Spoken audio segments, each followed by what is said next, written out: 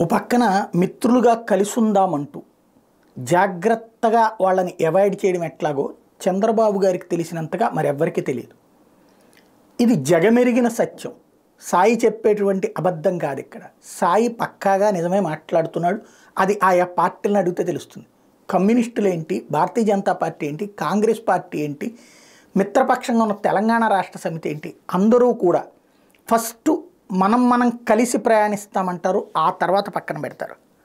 ఇది ప్రత్యక్ష సాక్ష్యం ఇప్పుడు కళ్ళెదురుగుండా కనబడుతున్నటువంటిది. ఇంకా గతాన్ని మర్చిపోయితే ప్రస్తుతం వర్తమానంలో చూస్తే ఓ పక్కన తాజాగా మేనిఫెస్టో ఇద్దరు కలిసి కూర్చున్నారు సమన్వయ కమిటీ. ఏమైనా మేనిఫెస్టో తేల్చారా? బీజేపీతో పొత్తు కూడా అయిపోయాక తేలుద్దాం. వెరీ గుడ్, బాగుంది. మరి అప్పటిదాకా తెలుగుదేశం పార్టీకి సంబంధించిన సూపర్ 6 పథకాలు కూడా ఆపేయాలి కదా.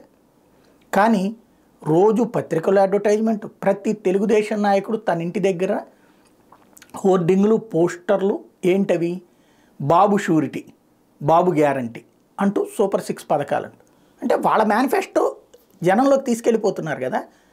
ఇంకా తర్వాత వస్తే ముగ్గురు కలిపి ఒక మేనిఫెస్టో పెడతాం అని చెప్పడం ఏంటి అంటే ఎవరిని ఇక్కడ మోసం చేస్తున్నట్టు? ఇంకోటి, ఈ బాబు షూరిటీకి ఎవరి గ్యారంటీ?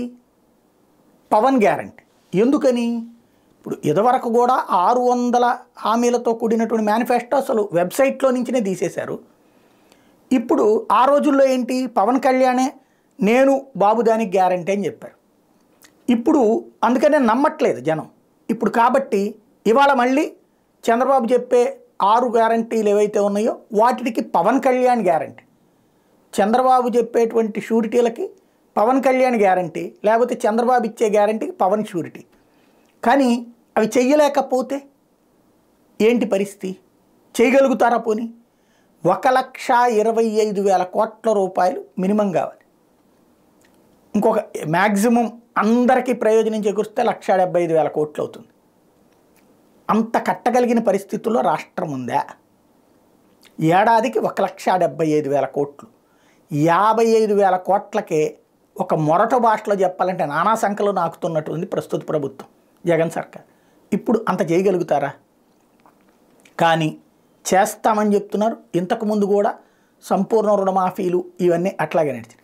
అయితే ఇక్కడ అసలు పాయింట్ అల్లా, అసలు లాజిక్ అల్లా పొత్తు ధర్మం. ఇద్దరు మిత్రుల్ని పక్కన పెట్టుకుని వాళ్ళకి సంబంధించింది మాత్రమే జాగ్రత్తగా నడుపుకుంటూ వెళ్తుంటే వీళ్ళిద్దరూ అమాయకంగా అనే కంటే కూడా తెలిసి తల వంచుకుని సాగిపోతున్నటువంటి వైనం.